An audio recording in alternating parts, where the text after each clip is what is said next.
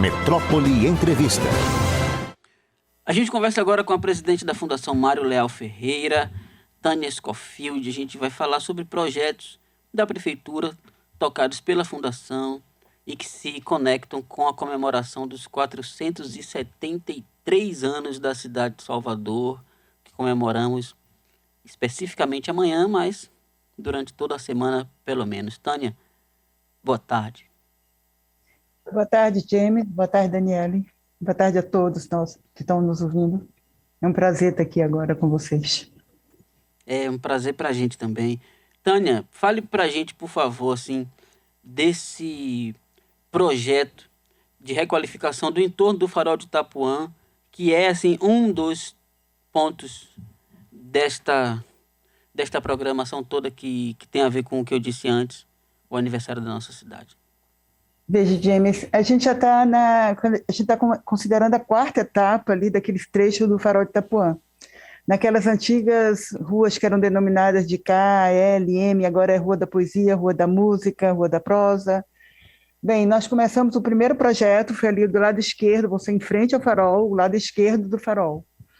A segunda etapa foi o lado direito do farol, e aí nós continuamos, entregamos há pouco tempo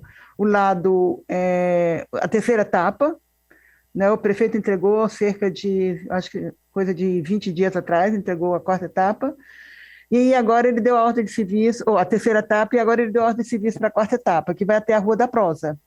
E praticamente a gente fecha com essa última etapa, a gente fecha toda a urbanização ali daquela área ali que compreende o farol até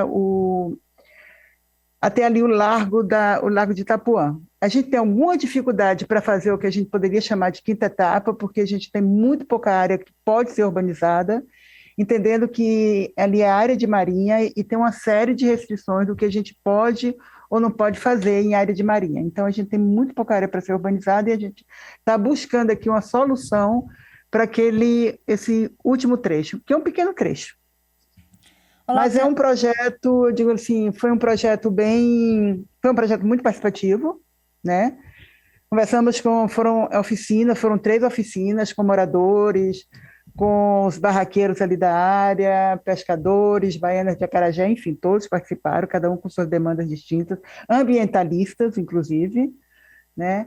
E está um projeto muito orgânico, muito ambiental, tá? Ele está muito integrado a tudo que tem ali, a natureza, aquele ambiente que ainda se preserva ali, né? De Restinga e etc e tal, e tem um ponto bem interessante que foi um pedido dos ambientalistas que ou seja, simbolicamente a gente preservasse o que eles chamam do caminho da água, que era um caminho que existia da Lagoa do Abaeté, um caminho de água da Lagoa do Abaeté até ali o farol, né? Aquela área ali do farol, ou seja, aquele trecho de mar do farol. E a gente, enfim, a gente projetou esse caminho, mas de uma forma muito simbólica para se ter essa história, se não perder essa história, e ali a gente vai colocar alguns escritos para que as pessoas entendam o porquê daquele caminho de água. Oi, Tânia, boa tarde. Daniele falando aqui agora. Como você falou, essa última etapa de requalificação ali da área é uma continuidade, é um projeto que já começou há uns 4 anos, mais ou menos, né? 2018, que foi entregue a primeira etapa. Eu queria que você falasse quais foram essas etapas anteriores e o que já foi entregue. Tem sido preservado pela população? É impressionante como, assim, é uma surpresa, eu diria assim, boa, né? O quanto a população preserva, os moradores têm um cuidado muito especial com aquelas áreas, e assim, qualquer coisa de diferente que ocorra na área, eles têm acionado a prefeitura. Evidentemente que finais de semana, né, sábado e domingo, tem um fluxo de pessoas ali para aquelas praias muito grande, e tem um problema que ainda precisa ser resolvido do congestionamento de veículos, que param assim, de qualquer forma, que os moradores reclamam, que param nas suas portas de garagem, etc. E tal. Mas a intervenção que foi feita em si, ela também é preservada e continua bonita. Que maravilha!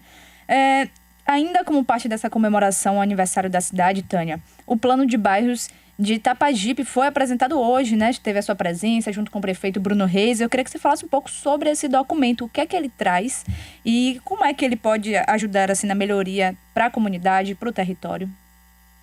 Olha, ele é um plano de desenvolvimento sustentável da Península de Itapajipe. E, assim, eu considero a Península como um dos territórios mais importantes dessa cidade e que tem umas áreas ali esquecidas, né? E com um potencial muito grande, um potencial turístico, né? Porque tem um apelo religioso muito forte, e tem também um potencial nas atividades náuticas. Então, isso precisa ser dinamizado, preciso a gente trazer essa economia da Península de Itapajipe para que se possa melhorar as condições de vida da população que mora, né, na Península. Mas veja, a importância do plano qual é?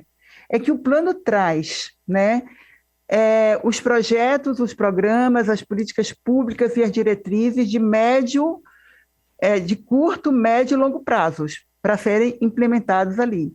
Então, assim, o plano é um grande orientador, né, das intervenções que devem serem implantadas na área da Península. E isso em todas as dimensões, diria, do espaço urbano, na dimensão ambiental, urbanística, cultural, histórica, turística e na social e na economia. E a economia tem esses dois pontos que eu acabei de citar, que são super importantes.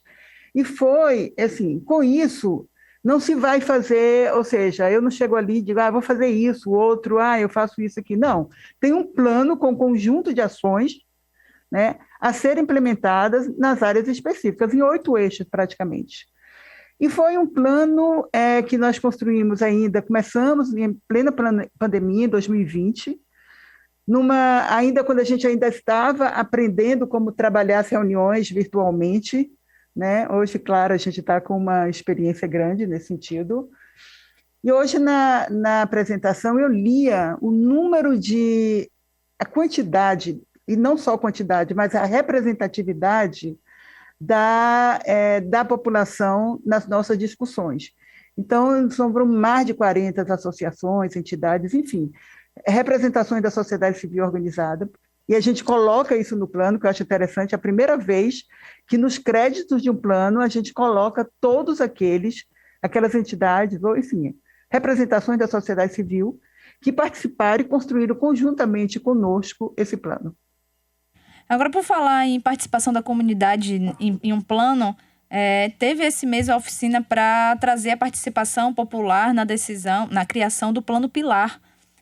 Qual foi o saldo dessa reunião, Tânia?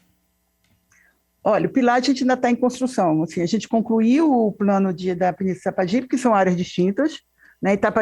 Itapajipe a gente tem 14 bairros consolidados, né? Claro, com diferenças grandes em condições de urbanismo, de infraestrutura bem melhor do que outros, né? E que é isso que a gente quer, reduzir essas desigualdades que existem na Península. Mas Pilar é uma outra situação, né? Pilar a gente tem ali 200 e poucas famílias que vivem, eu diria assim, foram desassistidas nesses anos todos, que faz parte desse conjunto de áreas que tem um alto grau de precariedade e que nós, dentro do plano diretor, são indicadas e definidas como ZEIs, Zonas Especiais de Interesse Social. E a gente está trabalhando com essa comunidade para buscar, né, os projetos, ações e políticas públicas que possam melhorar as condições de vida dessas famílias. E fizemos um acordo de parceria técnica com o Instituto Carlinhos Brau, onde ele entraria com o incentivo na área cultural, porque ele está ali com o Museu do Ritmo. Do Ritmo, desculpe. E eu acho e nós estamos trabalhando conjuntamente e estamos fazendo essas reuniões, essas oficinas com a comunidade. Eu acho que a gente entrou ali, é muito interessante o processo, que a gente entra ali, tem aquele receio de todos os lados e a gente vai criando uma relação de confiança, né, mútua, E hoje a equipe da Fundação já entra ali com muita, assim, ela é bem aceita, né? Ela é abraçada ali na comunidade porque entende que a gente está buscando ali trabalhar um projeto que melhore as condições de vida daquelas famílias. Mas a gente ainda está no processo, a gente não concluiu ainda. Sim. Ainda tem um tempo para concluir. Maravilha, a gente vai acompanhar aqui. A gente está conversando com Tânia Scofield, presidente da Fundação Mário Lael Ferreira. Tânia, as obras finalmente começaram no mercado modelo e esse é sempre um assunto que interessa aos baianos. Eu queria que você falasse, eu vi que a parte do subsolo tem a ideia de ser reaberta para virar um museu e tal. Quais são as novidades que os moradores, os turistas de Salvador podem esperar e qual o prazo para a conclusão? Veja, eu acho que não tem grandes novidades, porque o que a gente está fazendo, na verdade, é um projeto de restauro, né? É um bem tombado pelo IPHAN e o projeto em si é o restauro dessa edificação.